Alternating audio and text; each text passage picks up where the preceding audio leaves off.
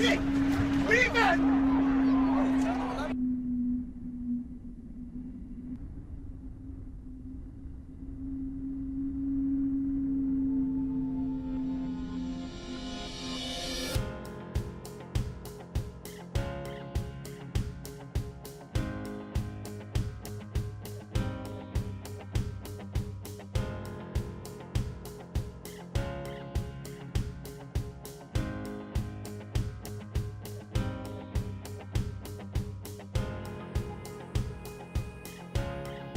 We were responding to Code 1 response.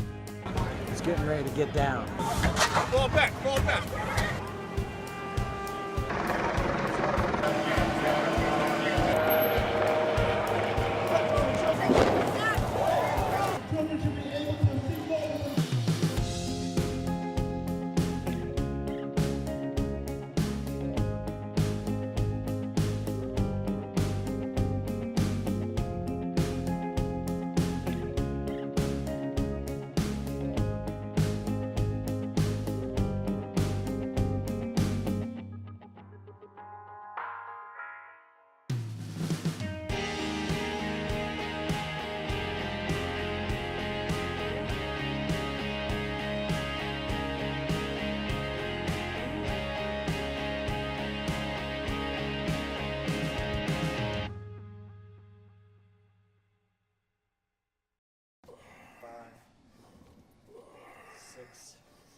Damon Walker wants others to understand attitude matters. This is not the end. Maybe it's the beginning of something new. Even maneuvering through his home, going up 3 flights of stairs to his bedroom, part of his purpose. But just before a wheelchair became part of the 39-year-old's life, he had to get over the notion his life had ended. Yeah, I feel like a champion because I know where I came from. Committing crimes as a juvenile, he says he turned away from that kind of life at 17. Guns, drugs in the streets, and I just happened to get arrested one day, and juvenile services put me on home monitor, and it changed my life. It made me stay home and be cool with my mom, and I realized I like my house better than the streets. But at 18, he himself became a crime victim. A gunshot severely injured him. It happened New Year's Day 1996 here at the Hamburg Street Bridge. The shooter never caught. Walker says a random act of kindness led to his recovery. A man saw him in the street, put him in a car, and drove him to shock trauma. I think that's what getting injured did for me. It took me back to my real self. He became part of Shock Trauma's violence prevention program, where victims help mentor each other. And he took his message beyond that. Because a doctor came back in the room and just... They always got laid on you heavy, man. Marlon Hill describes how getting shot at age 17 left him temporarily paralyzed and depressed. He says Damon kept visiting him in rehab, giving genuine encouragement. He came strolling in the wheelchair already, and he was telling me, like, he had a nice smile on his face, and he was saying everything is going to be all right. I knew that because of what I went through, that maybe I could cut his problems in half, that I could at least share all the things that I learned, and then he could, apply them to his own life. But it went even way past that. Like I said, he got up and walked right out the hospital after that. Especially young guys, they like stealing cars. Going to middle and high schools, he tells students to survive, he had to rechannel feelings of anger, hurt, and defeat. When violence is your only answer, it's no win for you at all. You gotta have other options because, it's kill or be killed with violence. From that transition, he learned to do things he never imagined, including hand bike riding in Colorado and participating in the Baltimore Marathon, turning negatives into positives and assisting others to do the same. If I can't help people, then I kind of feel helpless myself. For the 11 News I-Team, I'm Barry Sims. Well, a human hasn't been back to the moon since 1972 in the Apollo 17 mission. There is a fierce competition right now to get an unmanned craft back to the moon. Moon Express, which is now based out of Florida but has ties to the University of Maryland, is trying to send a spacecraft there to actually mine precious minerals from the moon, raising the question, is it such a good idea to mess with the moon? It's one small step for man, one giant leap for mankind.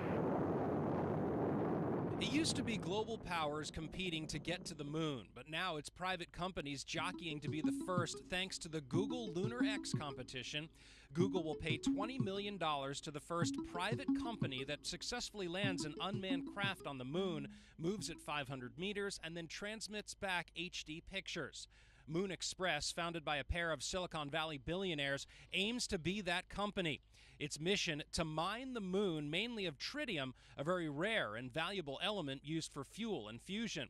What many don't know, the University of Maryland will be piggybacking on that mission.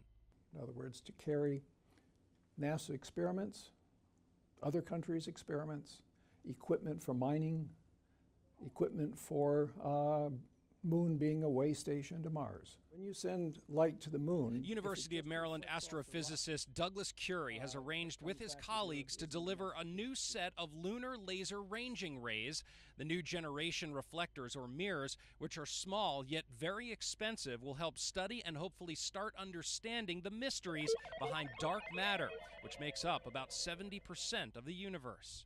The ability of the increased accuracy will allow us to address many of the theories in which people are saying this change of general relativity, or this change, and we'll be able to say yes or no. I think any opportunity where we have a chance to get back to the moon is good.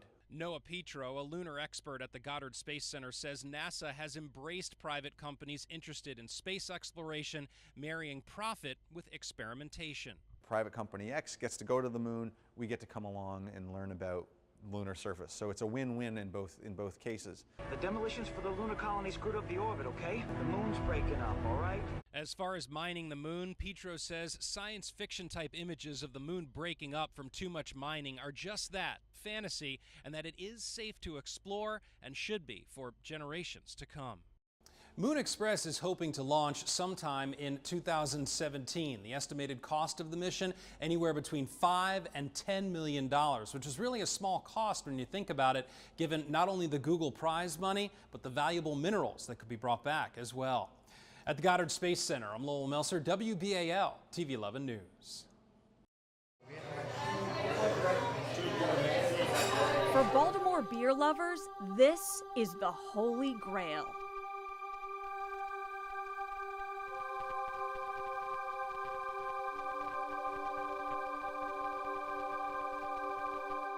Brewer's Art Resurrection. And the yeast actually died, and they threw more sugar in, resurrected the yeast, and one of the early brewers was like, resurrection. This is what we're going to call this beer. And Resurrection Ale is featured on a carefully curated new menu, a beer menu for Pope Francis. I thought that, we absolutely had to have some really wonderful Pope-inspired beers. It is a miraculous lineup, and you'll find it at Brooklyn Pint in Northeast D.C.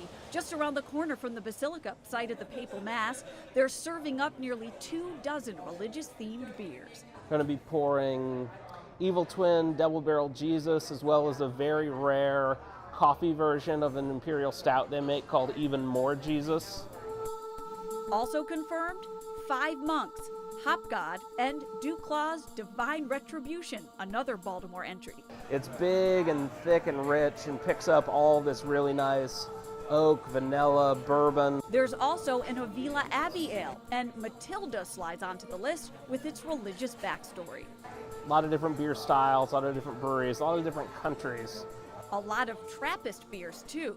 All seems fun on the surface, but there is serious thought behind this offering. It was definitely important for us to be respectful and humble about what we were doing.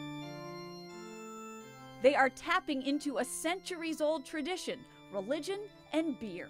Monks have been brewing it for more than 1,000 years. There is a long, deeply rooted history that kind of intertwines. The secular and the sacred intersect once again in this neighborhood, where perhaps the Holy Father himself will pop in for a pint. In Northeast D.C., I'm Kate Amara, WBAL TV 11 News.